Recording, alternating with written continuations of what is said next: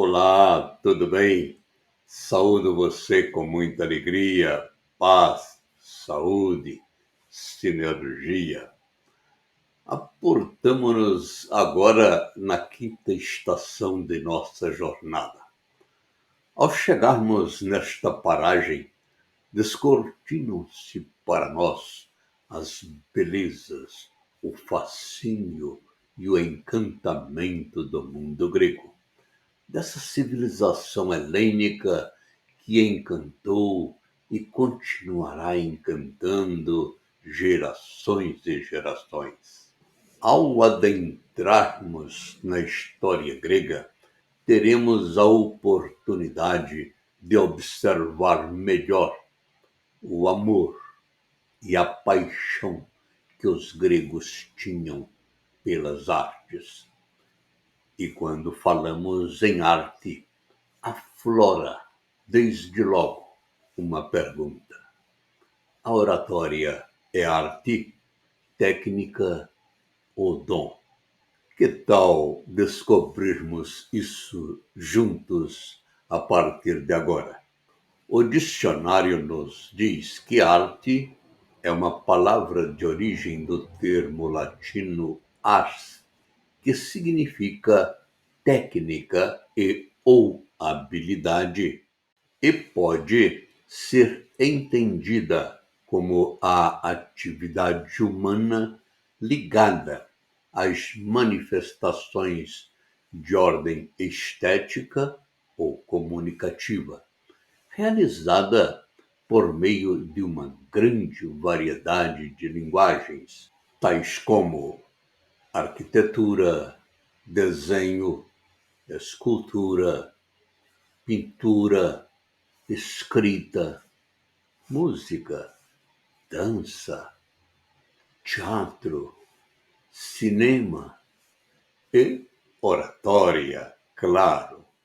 Desse conceito, informado pela Wikipédia, podemos concluir que a arte é uma técnica, porquanto exige habilidade para ser desenvolvida, e também é uma manifestação de ordem estética. Essa manifestação de ordem estética nada mais é do que a necessidade que um dia o homem sentiu em seu processo evolutivo de atender anseios de ordem espiritual mediante a realização de obras que fossem agradáveis aos olhos e aos ouvidos. Essa necessidade manifestou-se não apenas em relação à arquitetura, escultura e pintura, denominadas artes plásticas visuais, como também em relação à música e à literatura, às artes plásticas fonéticas, entre as quais se insere a oratória como arte de encantar através da palavra falada. Já sabemos, através de evidências, que o Homo sapiens pode ter desenvolvido a linguagem falada por volta de 50 mil anos antes de Cristo, durante a explosão criativa do Paleolítico Superior, e apenas como meio prático de se entender com os membros do grupo. Assim, como não é possível precisar cronologicamente a origem da linguagem falada, também não há como precisar cronologicamente a origem da oratória. Da aquisição da fala como meio de comunicação rudimentar ao uso da linguagem como arte, um longo caminho foi percorrido. Mas imagina-se que a eloquência, dentre as artes, foi uma das primeiras a se manifestar. Como bem observa Sodré, se é certo que os homens, desde cedo, passaram a viver em grupo, e se é certo que a mais importante conquista do homem para assegurar a perpetuidade da vida grupal foi a palavra, poderoso instrumento de expressão de ideias e sentimentos, com a palavra deve ter nascido a eloquência, ainda que seja de admitir que antes da palavra já devesse existir a eloquência dos gestos. Diante dessas incertezas, eis que surge aí para você um novo desafio. Houve oratória antes dos gregos?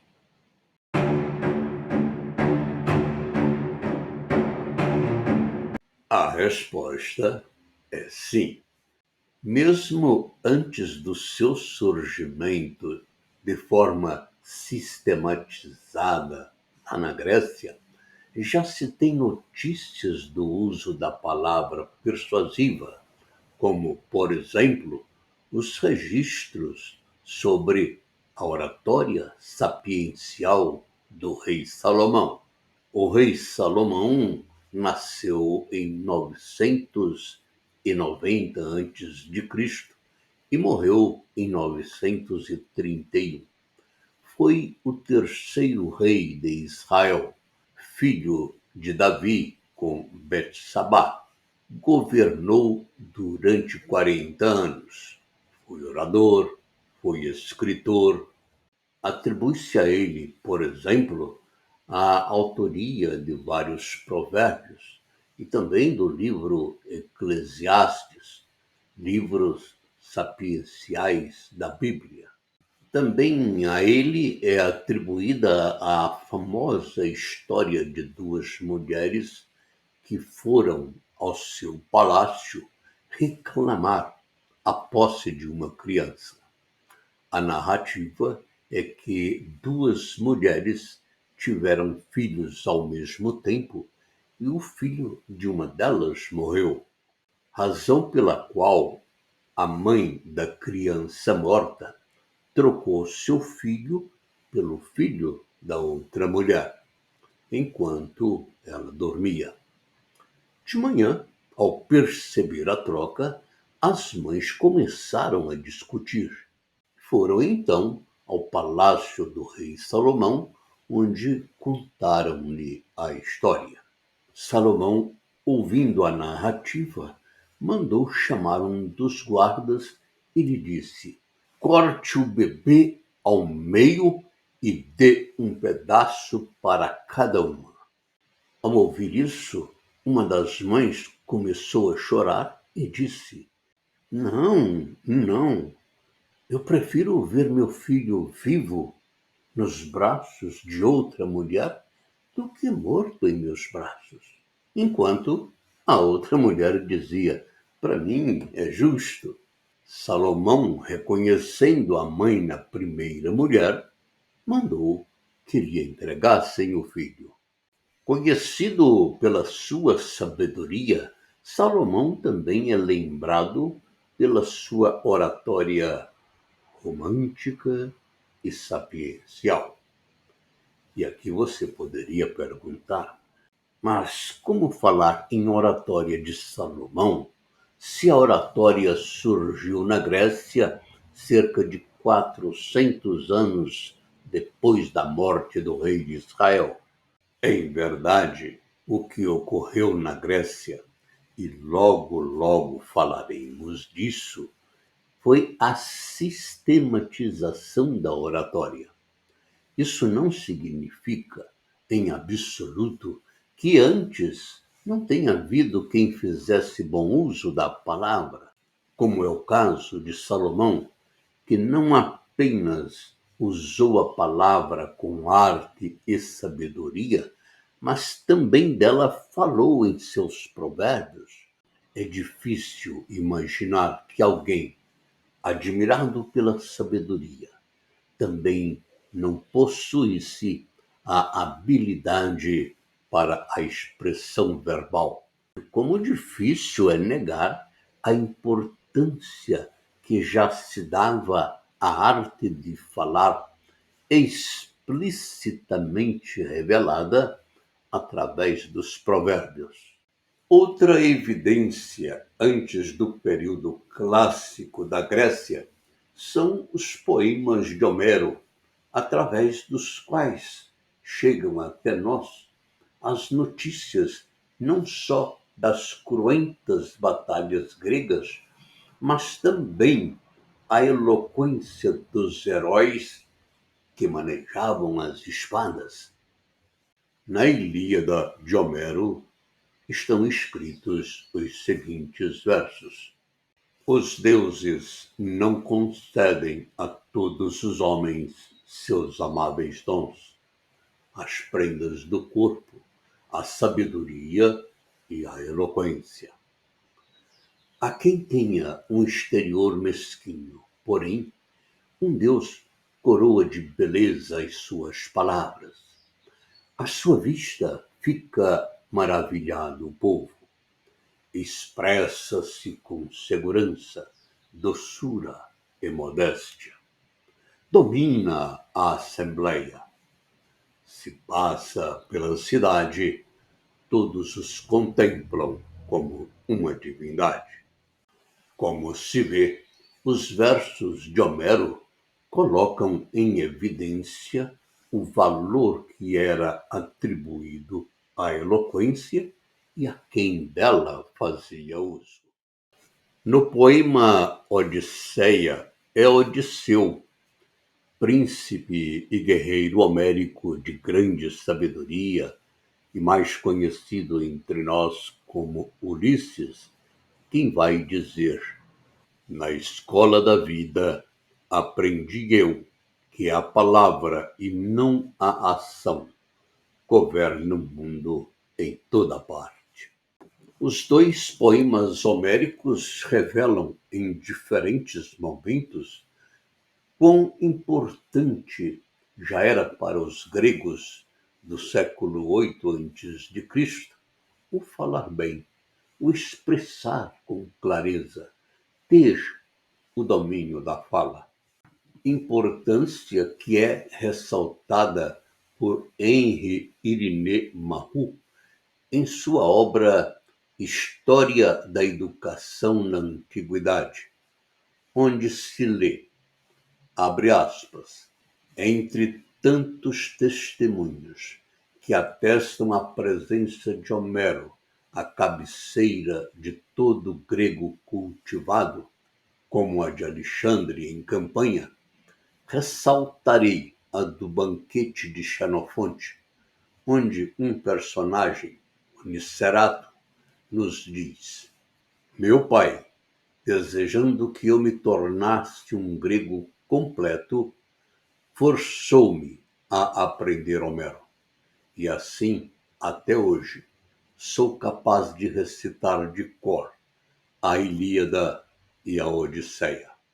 De igual modo, Pierre Vidal-Naquet, em O Mundo de Homero, nos diz que, quando lemos a Ilíada e a Odisseia, não podemos esquecer de que estes poemas eram destinados a serem recitados para um auditório de homens ricos e poderosos, capazes de ir à guerra armados da cabeça aos pés. Entre tantos testemunhos que acabam de ser lembrados, não poderia faltar o reconhecimento de Platão, para quem Homero foi, no mais pleno sentido, o educador da Grécia.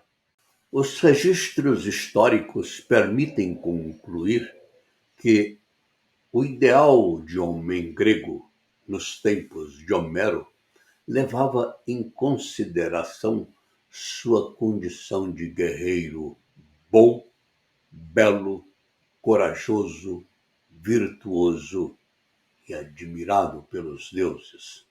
Para além disso, há quem veja em Homero não apenas o poeta e o educador. Há quem o veja também como o disseminador das sementes embrionárias da filosofia, da história e, em especial, da retórica, que vai germinar e crescer com a oratória dos sofistas e dos grandes oradores gregos como Péricles e Demóstenes, dentre outros. E quando falamos de Homero, já estamos na Grécia. Já estamos a falar da civilização helênica que encantou e influenciou o mundo. Sua influência já era marcante no século VIII a.C., como mostra o mapa que aparece em seu monitor, pontuando em verde as regiões que já viviam essa influência grega. Dentre todas as regiões, duas merecem nossa atenção especial, por estarem relacionadas diretamente com a sistematização e a arte da oratória clássica, como veremos adiante. A propósito, veja o novo desafio Eureka. O que você diria se alguém lhe perguntasse onde surgiu a oratória sistematizada? Na cidade de Atenas, em 467 a.C., em Siracusa, em 465 a.C., ou em Esparta, em 463 a.C.